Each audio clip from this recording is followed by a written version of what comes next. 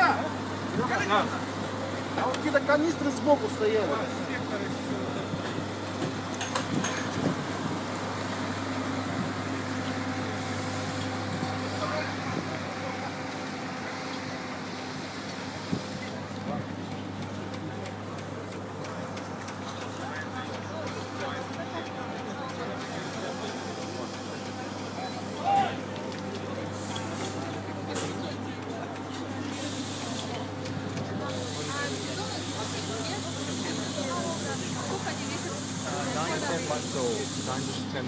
Где-то 10 месяцев.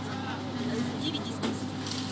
А вообще вот этот вот опыт, да, доставки бизонов у нас же в 2006 году начали поставлять.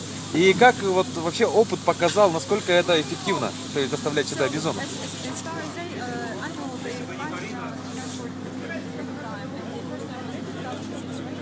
So what is your experience? What does it tell you?